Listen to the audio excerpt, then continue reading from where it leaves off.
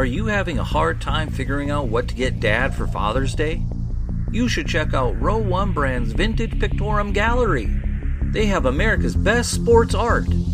With over 7,200 historic sports prints, you're assured to find something unique for Dad this Father's Day. Instead of a boring old tie, get him a historic baseball photo taken by Henry High Sandom at the historic Polo Grounds Stadium in New York City during the 1894 Temple Cup. Or, if he's an NFL buff, check out the 1963 vintage NFL poster. These are so good looking that you'll be amazed how they turn out. Shop now at sportshistorynetwork.com/row1 and save 15% off your order. Who are the greatest number 10s in NFL history? Well, in this Best of the Pigskin Dispatch podcast, Warren Rogan of Sports Forgotten Heroes comes into the pig pen to try to help us find these most significant players to wear that jersey number 10 in NFL history. We have our results in just a moment. This is the Pigskin Daily History Dispatch, a podcast that covers the anniversaries of American football events throughout history on a day-to-day basis. Your host, Darren Hayes, is podcasting from America's North Shore to bring you the memories of the gridiron, one day at a time.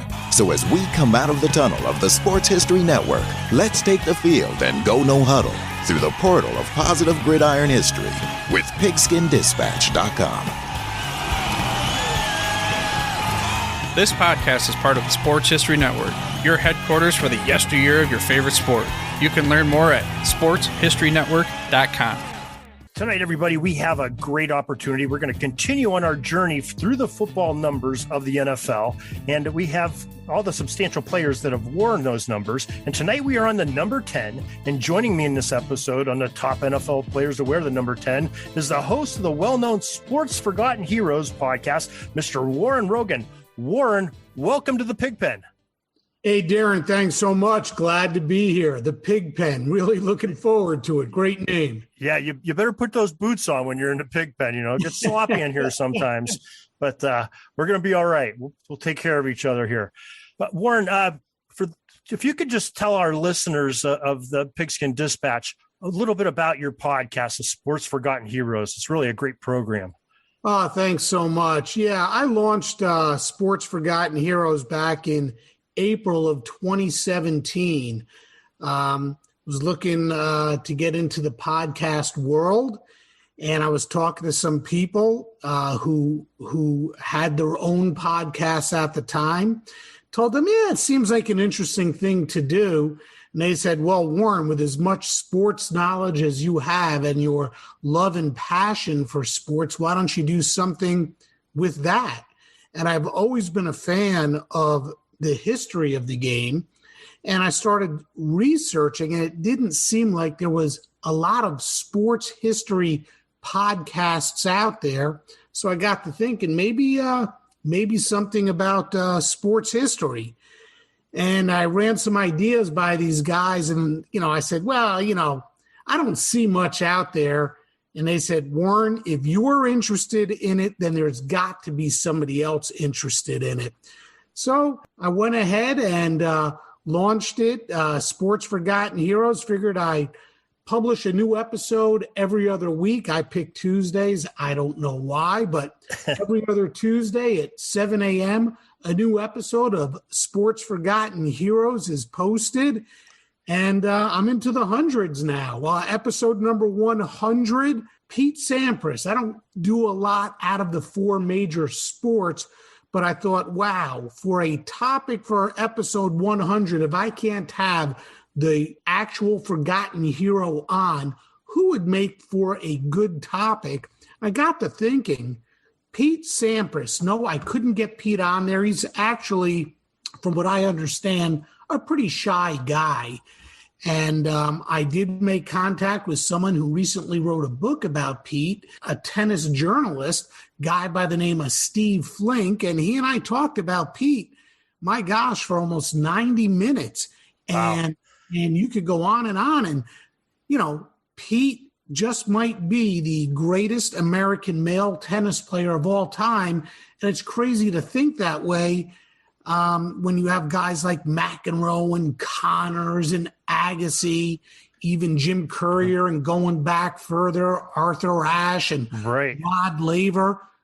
But what people don't realize is that Sampras actually won 14 Grand Slam events, never the French Open, but 14 between Wimbledon, the Australian, and the U.S. Open, which was more than any other player in the history of tennis. And then along come Federer, Nadal, Djokovic, and these guys are just blowing those numbers out of the water. But as far as American men are concerned, no one has done what Pete Sampras did.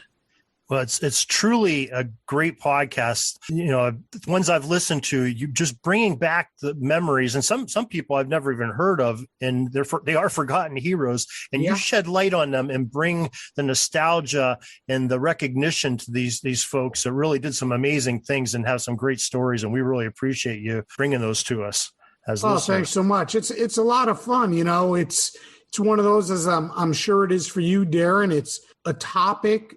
I enjoy all sports. I'm sure you do, but you focus really in on football, and it's something you probably live and breathe every day. So why not share your passion with other people who have the same interests? Right, and you hit it right on nail on the head.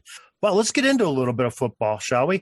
Talking about the number 10s today, and what we want to do is we have quite a good starting point of there's some Hall of Famers that the Pro Football Hall of Fame has announced that wore the number 10.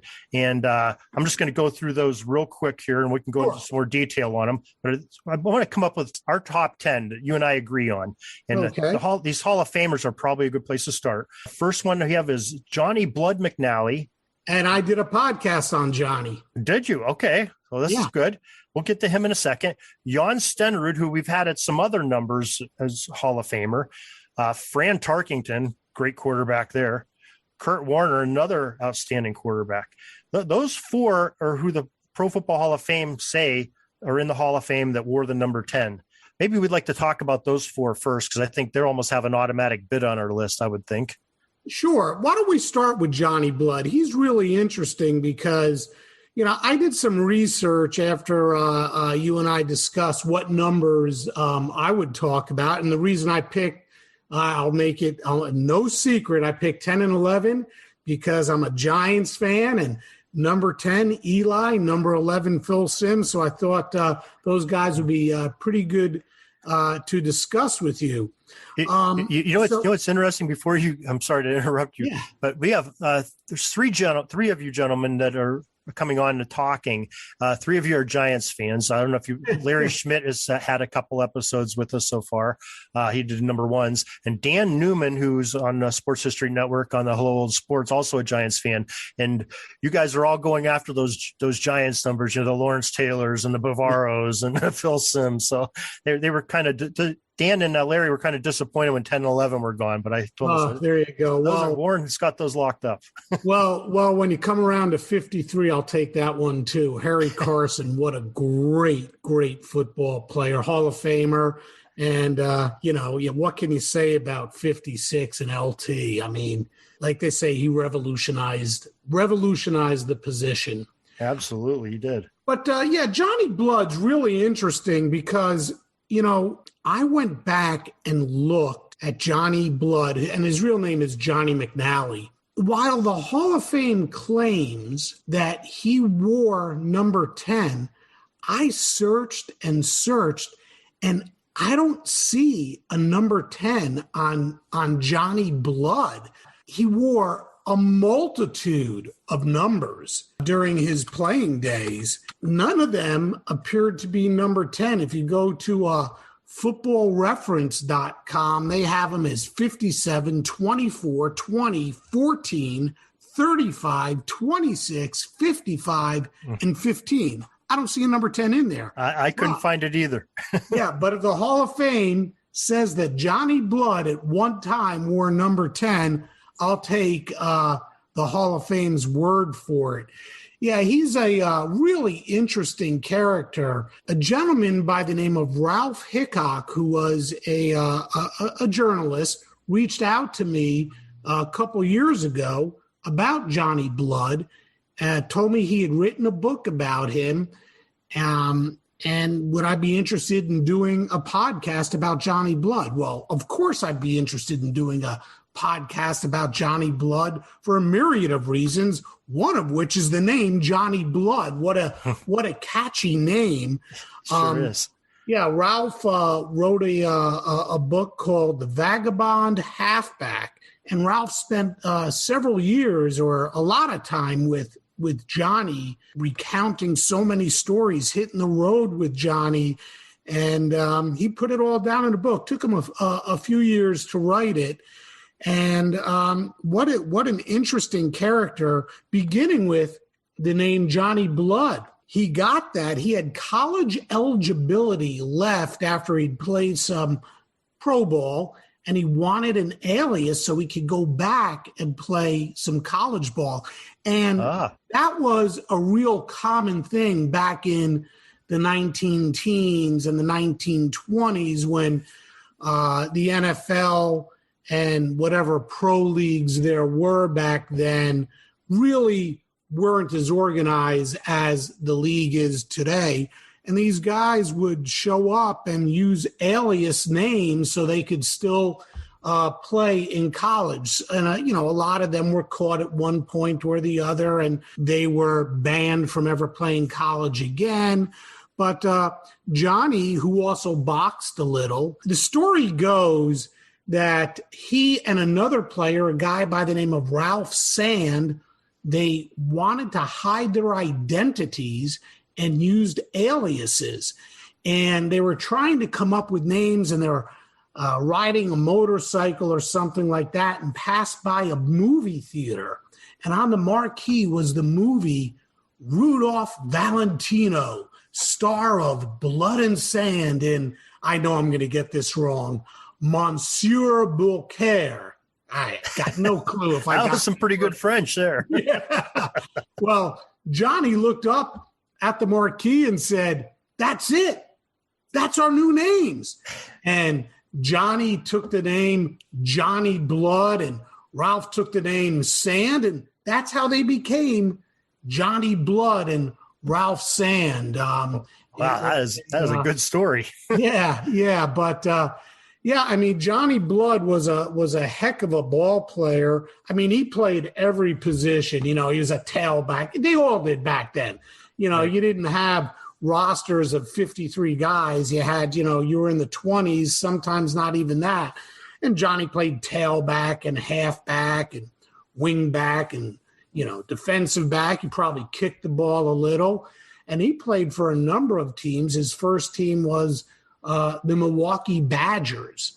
Then he played for the infamous Duluth Eskimos. And I'm not sure, but I think I read at some point in the history of the Duluth Eskimos, and that's Duluth, Minnesota, where it is cold 364 days a year. I think it's summer on July the 4th.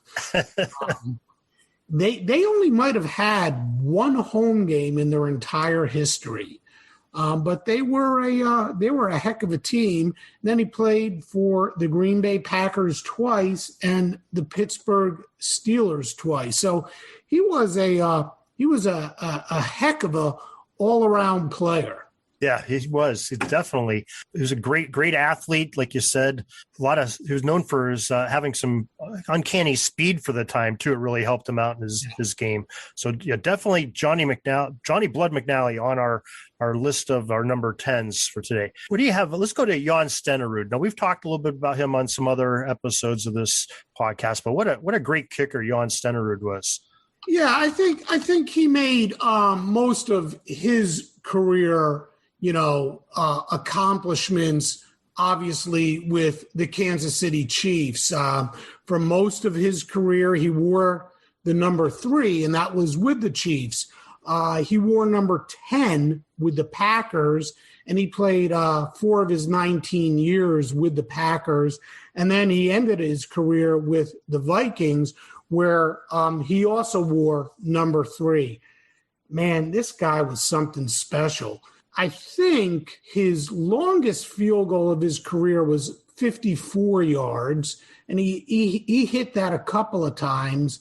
I wrote down some numbers. Out of 558 field goal attempts, he made 373. Pretty darn good. Remember back in the day, the extra point, up until a couple years ago was set up where the 7-yard line or something like that. Right. 7-yard kick. And he made 580 of 601 attempts. Only 21 times out of 601 times did he miss. And he made every extra point he attempted, 128 over a 4-year stretch. He didn't miss a single one. I mean, those are crazy numbers. But he was, he was the Chiefs. He won a Super Bowl with the Chiefs, played, like I said, for 13 years with them. And he was a true kicker. He didn't go out, like some of these guys and try to play these other positions. He didn't punt. He was a kicker, and he was a heck of a kicker. For his career, inside 19 yards, he was 60 of 64. Inside 29 yards, he was 106 for 130. Inside 39, when I say inside, that's 30 to 39. It was 20 to 29. He was 113 of 150. From 40 to 49, he hit just under 50%, going 77 of 150. And, outside of 50, he tried it 64 times and connected on 17. I mean, what do you say about the guy? Fantastic. Yeah, I mean, he's a true Hall of Famer. I wish I had some pretty cool stories to tell you off the field about Jan Stenerud, but unfortunately, I don't.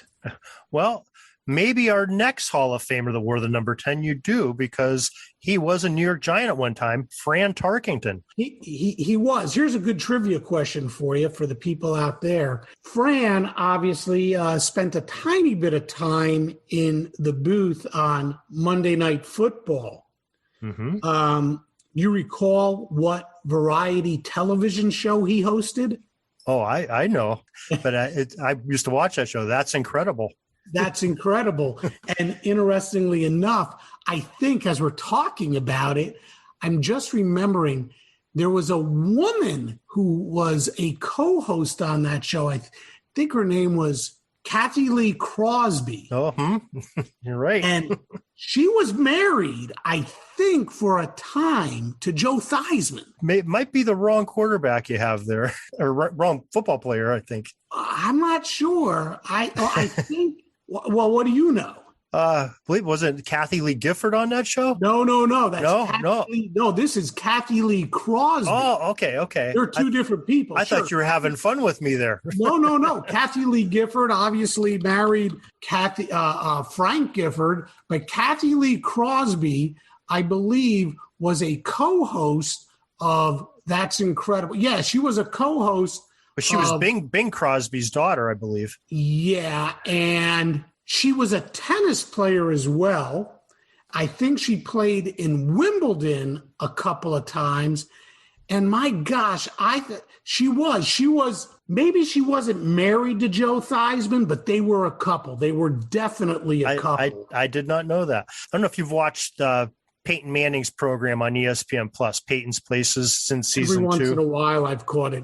He's terrific. He had a special on Fran Tarkington just a few weeks ago, and they brought up That's Incredible, brought up some great memories of course, Tarkington's playing days too, with both the Giants and the Vikings, but some interesting attributes of Fran Tarkington. So if anybody wants to see that, Peyton Manning does a great job on that. He's kind of a funny guy too. Yeah, no doubt.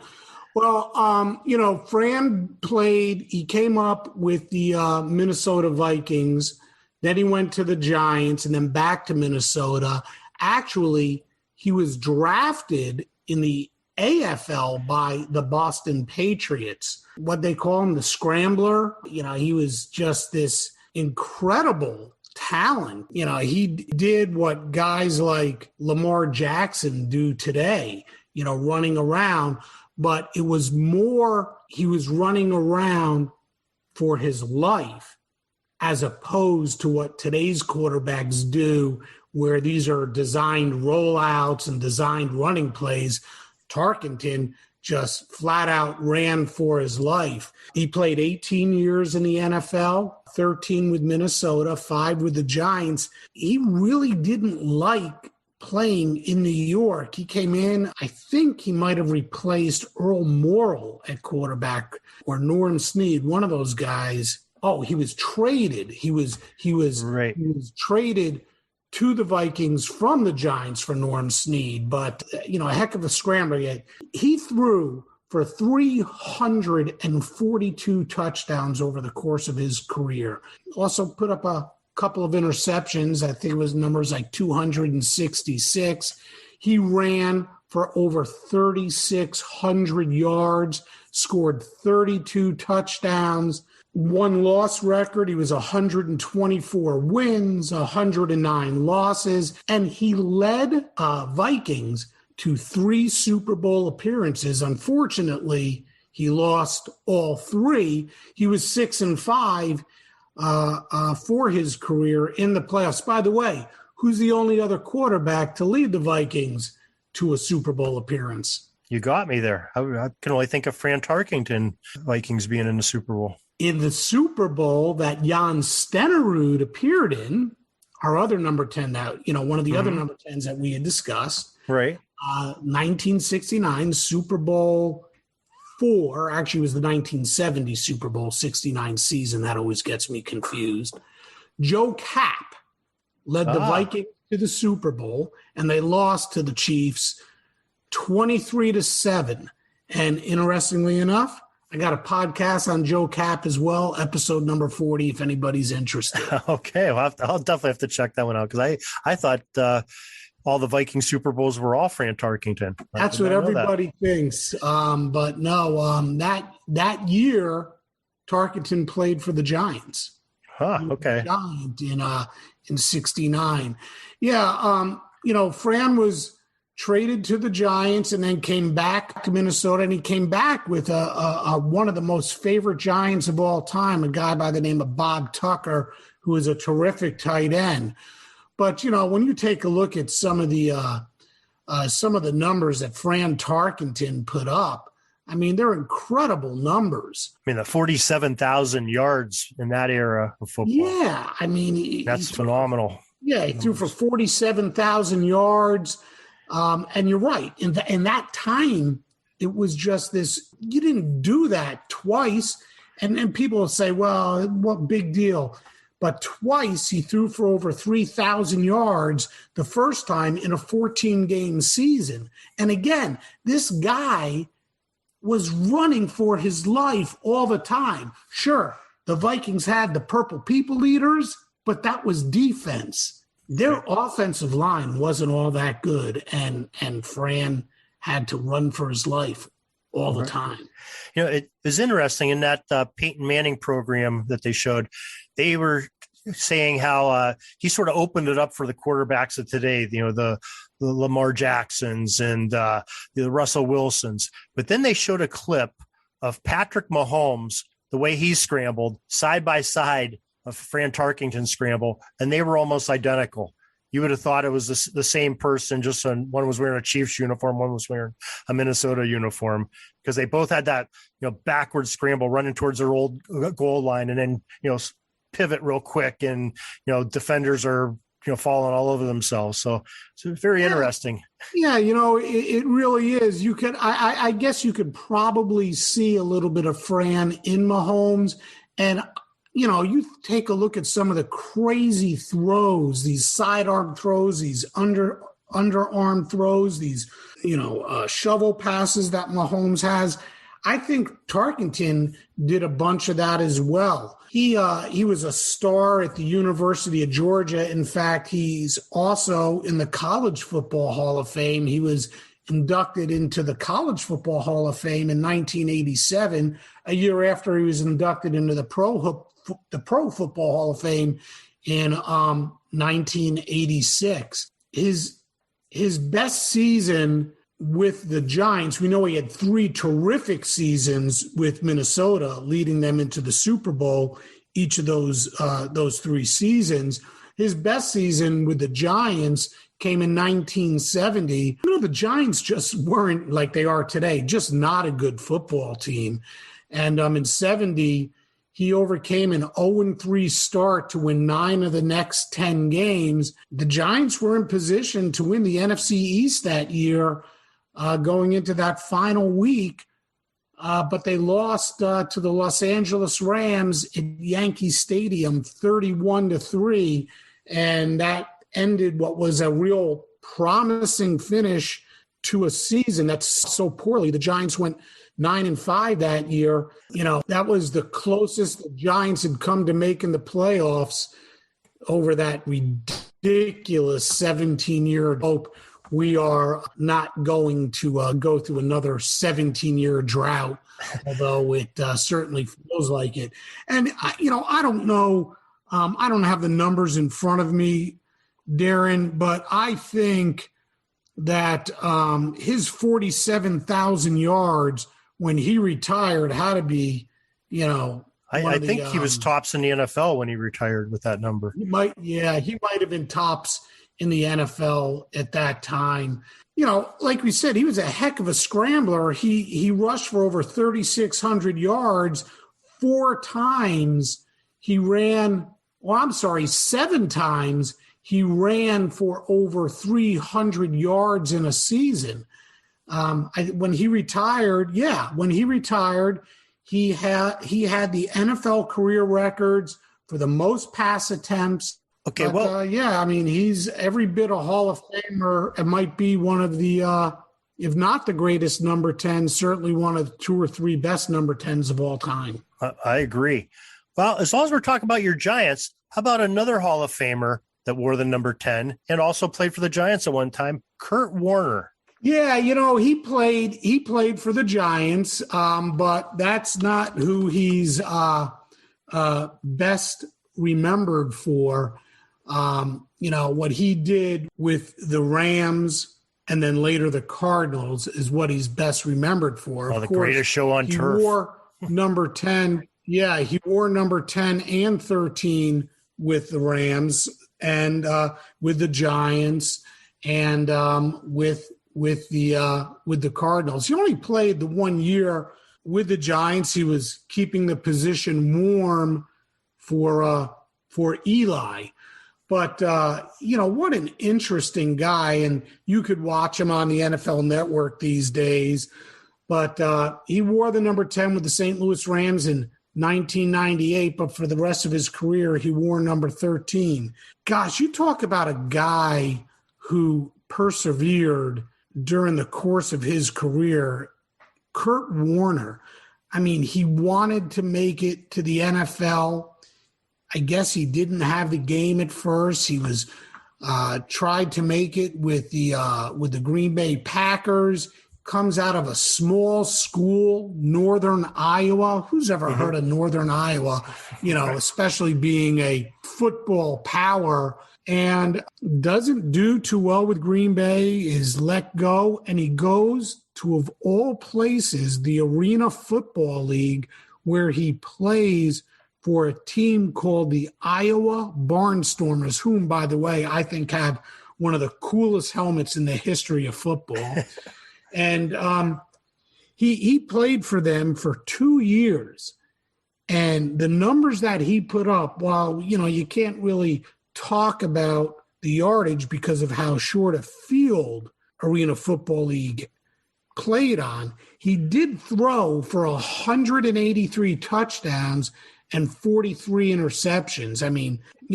Crazy numbers. And I think, believe it or not, there is an Arena League Hall of Fame, and he's a member of that Hall of Fame. Oh, I believe it. One thing I think the Arena League taught him is just that quick release. You just for survival, you have to release the ball quicker. You're going to get killed. And I think that really helped him out. Absolutely. And then, he tried to make it back to the NFL, and he was, I don't want to use the term relegated, but he was assigned. He was assigned somehow or signed to go play for a team in the NFL Europe League called the Amsterdam Admirals. And he played for 1 year with Amsterdam. They went 7-3, and he threw for 15 touchdowns in those 10 games and just over 2,100 yards.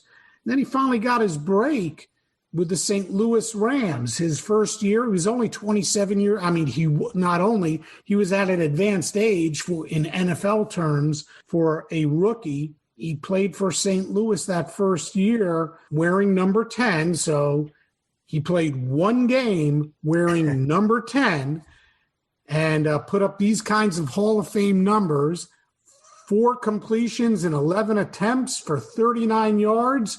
And he's in the Hall of Fame as a number 10. And he's in the Hall of Fame as a number 10. Go figure. But as a number 11, holy smokes, with St. Louis, 35-15, a Super Bowl championship, threw for over 14,000 yards. Wow, what won 2 MVP awards. Like I said earlier, he played for the Giants that one season. They let him go. He goes off to Arizona, leads them to a Super Bowl. They didn't win. But he did throw one of my favorite passes of all time as a Steelers fan, though, to James Harrison. James, who was it? Harrison ran the ball back? You're right. Barely. He barely made it.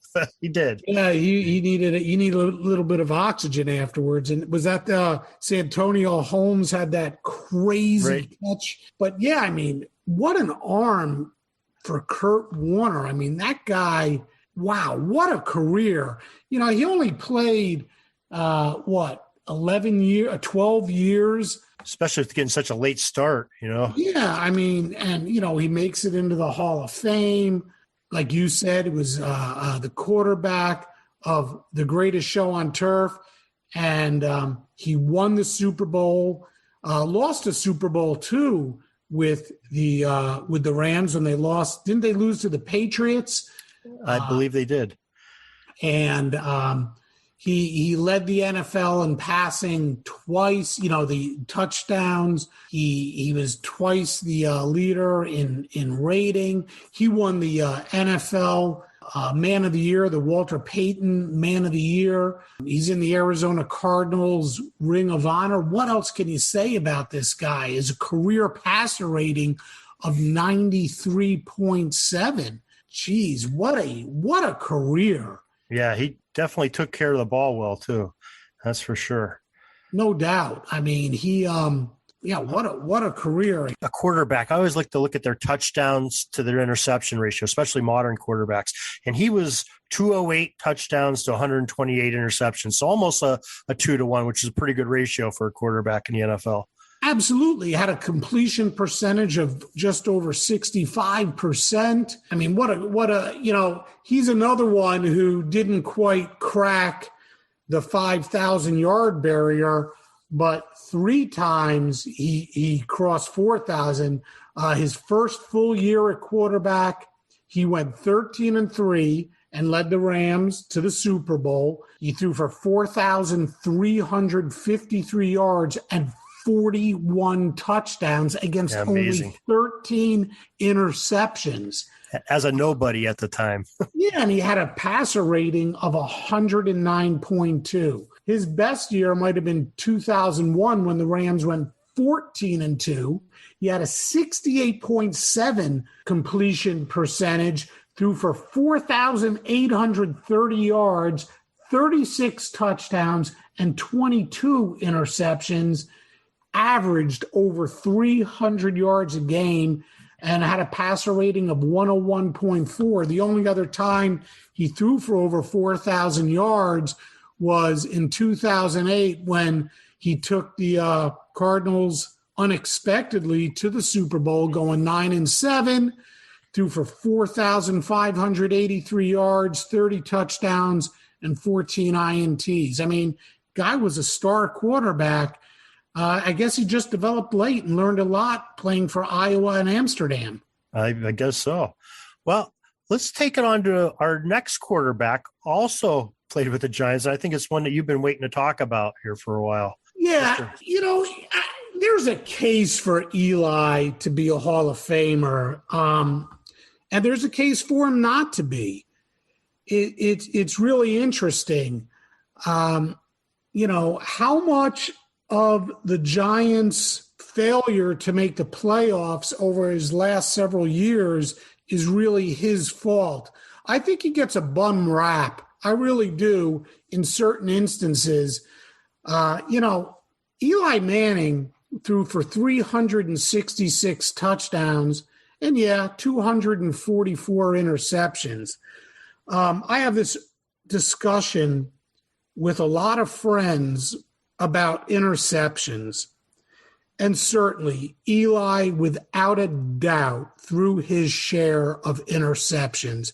And you could probably say this about a ton of quarterbacks, but I really believe that Eli was snake bitten. Go back and take a look at how many balls he put right in the chest or in the hands of a receiver who then coughed the ball up into a defensive back's hands, and it counts as an interception. The NFL has got to go back and do something about that and make a judgment call on whether something is an interception or a fumble, or can they come up with a new category and call it an interception against the receiver.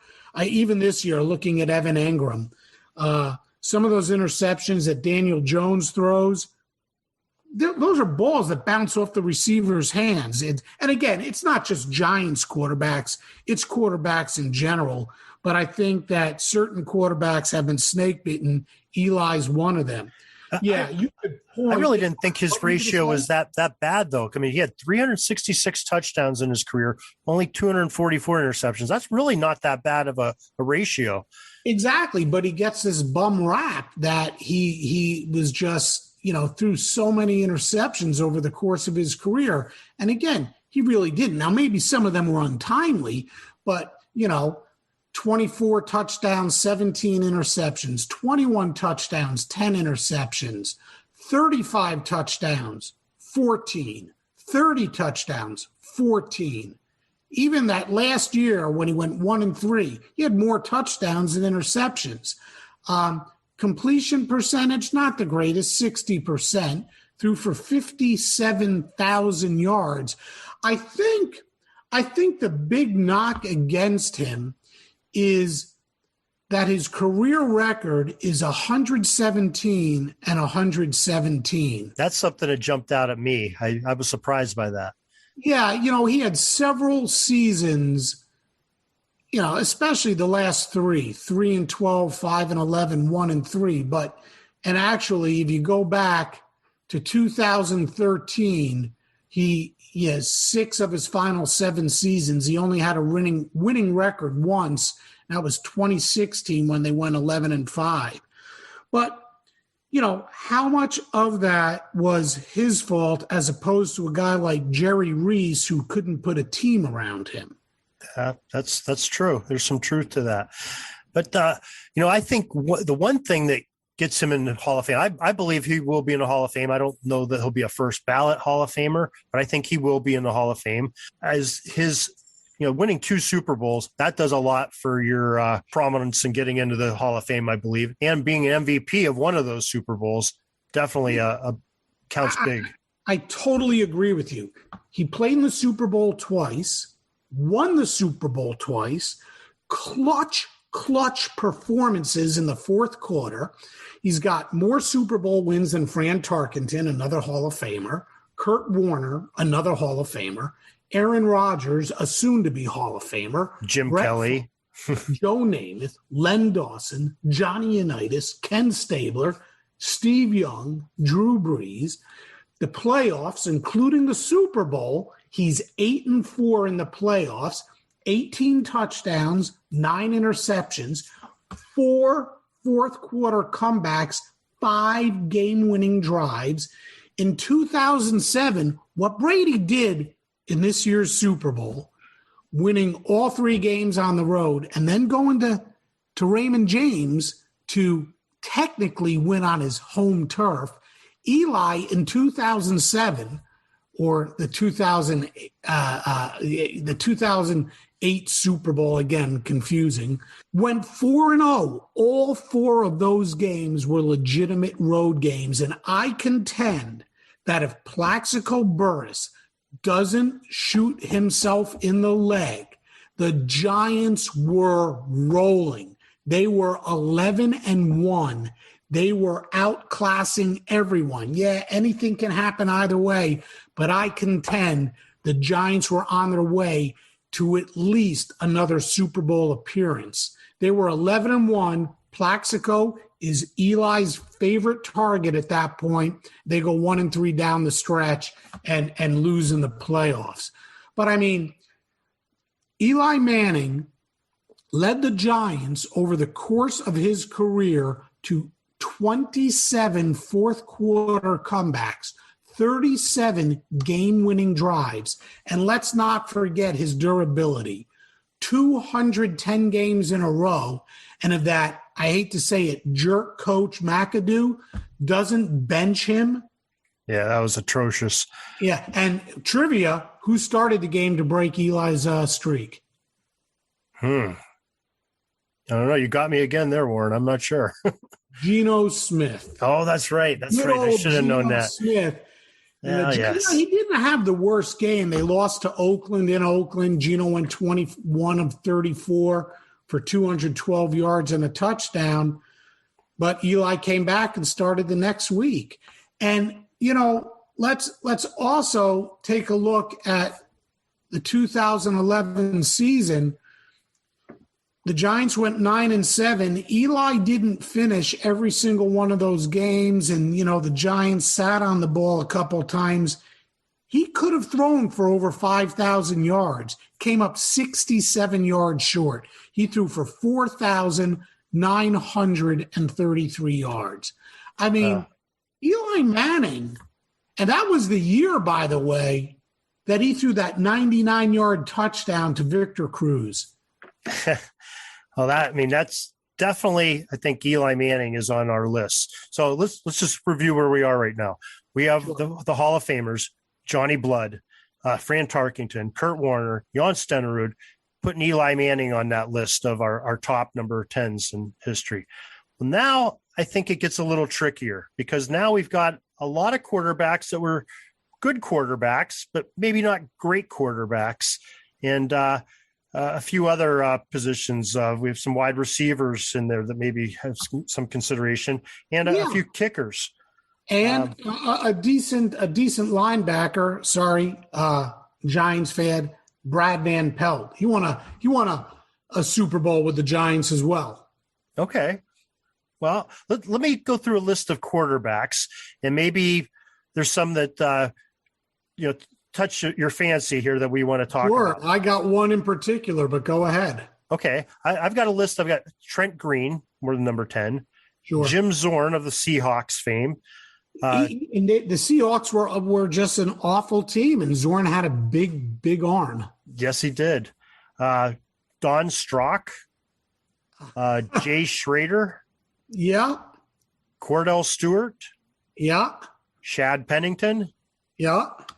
And that's pretty much who I had as the quarterbacks that probably, there's a lot of quarterbacks that were number 10, but probably the substantial quarterbacks that were number 10 that would possibly one of those make our list, or a couple of them make our list. Well, I got one you didn't mention. Okay.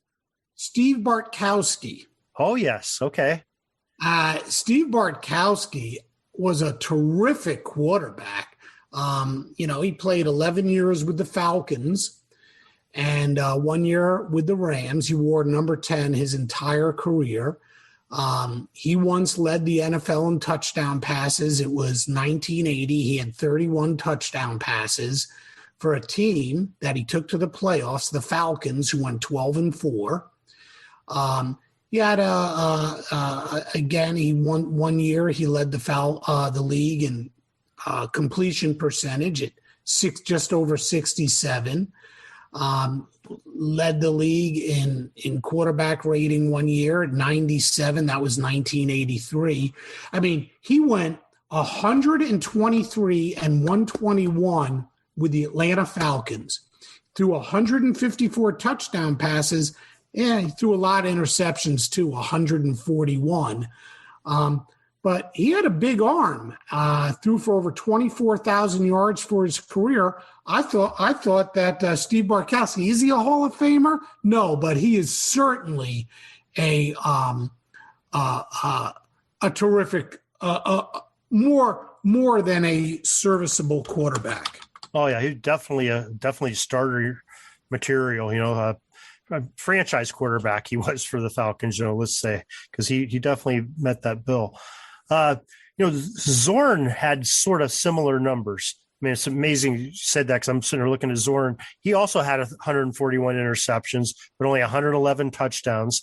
Yeah. For less yardage, only threw for just over 21,000 yards. Had a starting quarterback record of 44-62, but on some, like you said, really atrocious teams for Seattle just coming into the league when they were still in the AFC.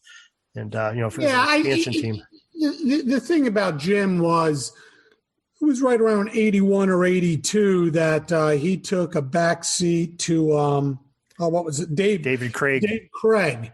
And, so his final 5 or 6 years, he wasn't a starter. He also played for Green Bay and Tampa. And he wore number 10, by the way, with Seattle and with Tampa. But the guy had a big arm. He played for some awful teams, although twice he did finish over 500 with Seattle. In 78 and 79, he went back-to-back with 9 and 7 seasons. Let's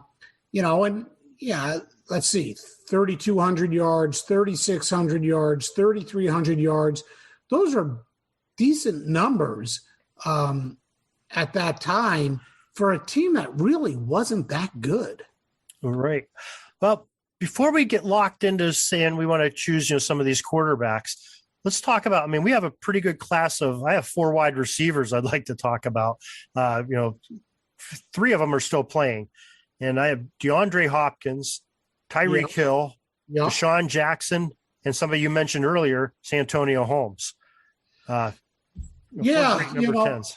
Yeah, my gosh, Deandre Hopkins, what in the world? How you talk about a dysfunctional team.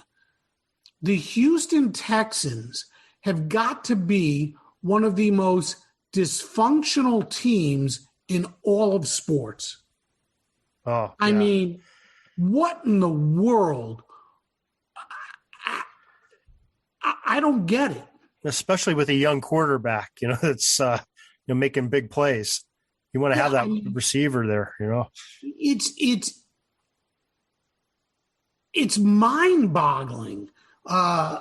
This guy, what's his name, Jack Easterby, who is a pastor or a reverend or some sort of religious figure, not cutting down religion in any way, shape, or form, for I think it was the Patriots or something like that, or the Chiefs, and he worked his way up to running a football team, and he let Bill O'Brien, under the McNair family, trade Deandre Hopkins for nothing, for David Johnson, whose career is so passé, and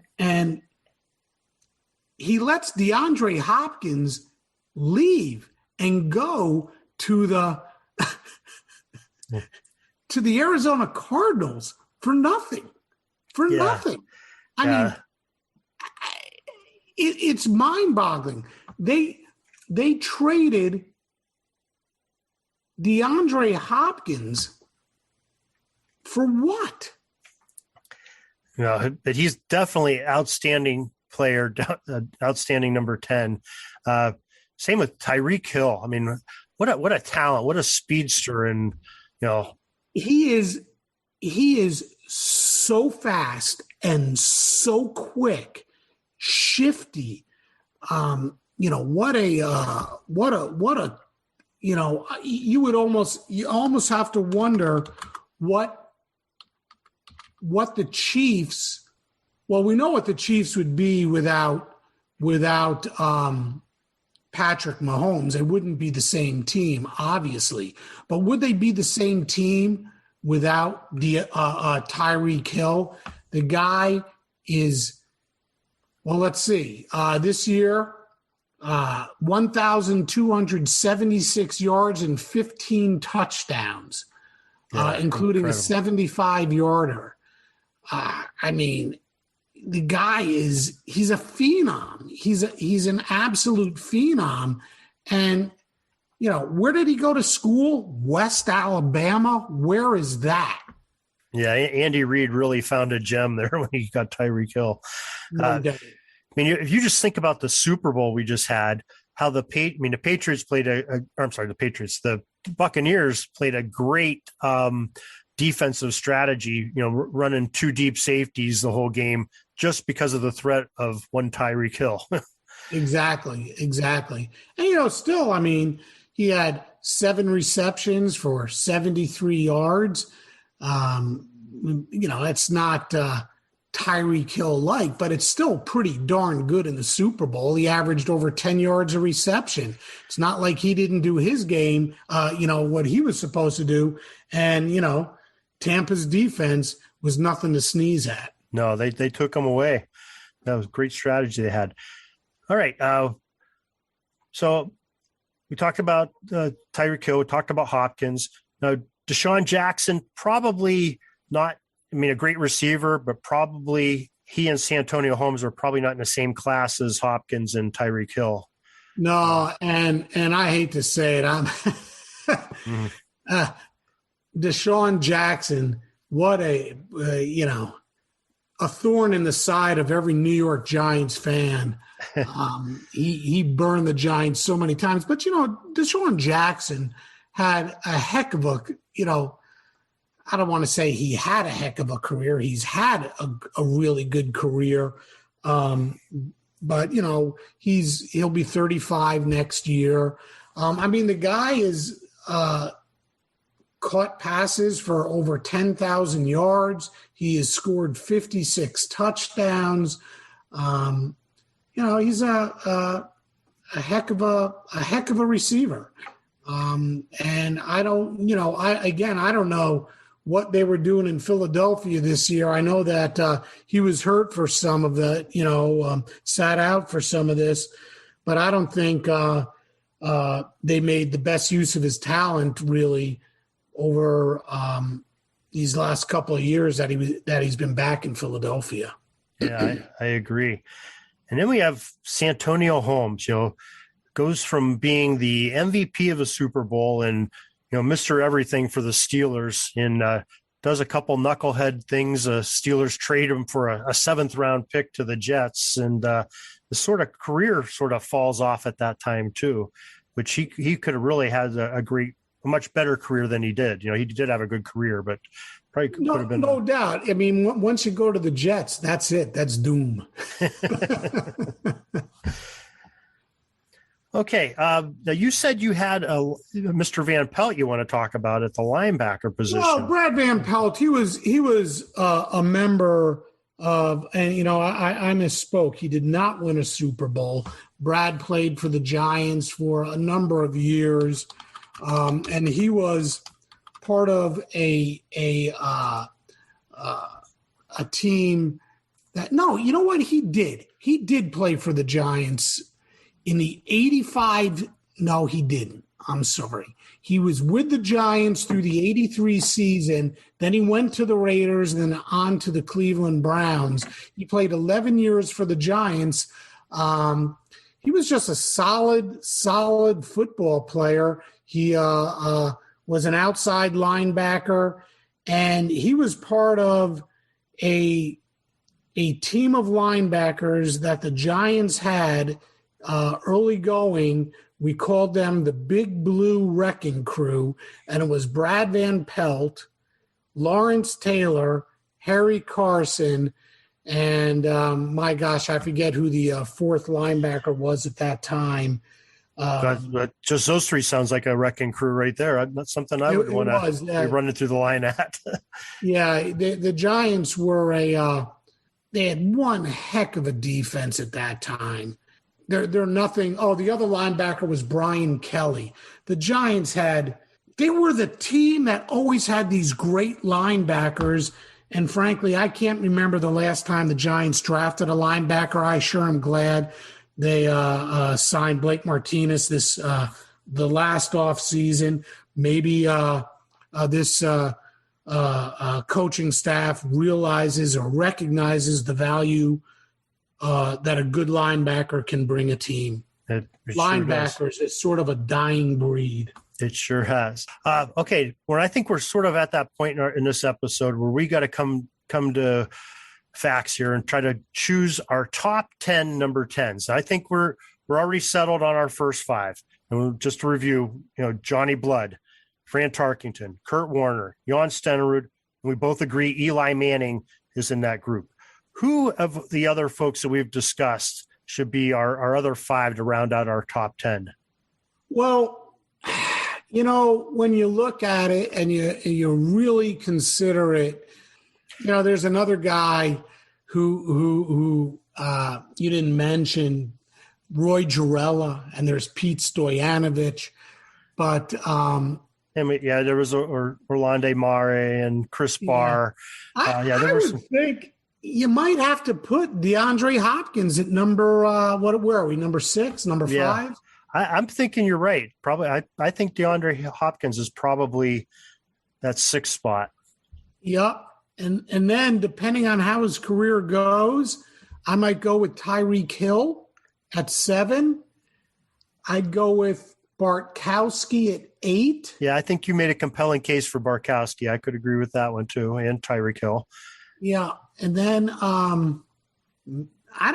you know what? I'm a Jim Zorn fan. He's up there, and I would put him of the guys that we talked about. I'd put Jim Zorn at 9 and Santonio Holmes at 10. But again, you still had a guy who won a Super Bowl, Jay Schrader, who we didn't talk about. Mm-hmm. Roy Gerella was a heck of a kicker for the Steelers. Stoyanovich, and Emmanuel Sanders is a heck of a wide receiver who could break into that top 10 as well. Well, I thought about Schrader when we were doing our research here, but Schrader's Super Bowl that he won, wasn't the starting quarterback. Doug Williams was a starting quarterback for the Redskins when they won that. Schrader came in, I think, a year or 2 after that and became the starter with Washington, but he was on that team. Okay. So I don't think Schrader was a serviceable quarterback, a good quarterback, but I don't know that he's makes the top 10 of the number 10s all time in my book. Yeah, possibly. Yeah. It's well, after you get by those Hall of Famers, it's a pretty tough one. Well, I think I like that, after, of course, Eli Manning on there, going with DeAndre Hopkins and Tyreek Hill, Bartkowski, Zorn, and do we come up with a 10th one? That's what we're still discussing. Yeah, that's where I put oh my gosh, who did I just say? Zorn. Santonio Holmes is who you're. Santonio Holmes of the guys. Maybe because of the Super Bowl MVP, Santonio Holmes gets that, and I could agree with that. Yeah. All right. Well, hey, I think we did it. I think we found our top 10. And there you go. It's definitely a good top 10. Definitely strong at the top. I believe so. And I want to thank you very much, Warren, for joining us for this these top 10 number 10s in NFL history. And we appreciate you being on.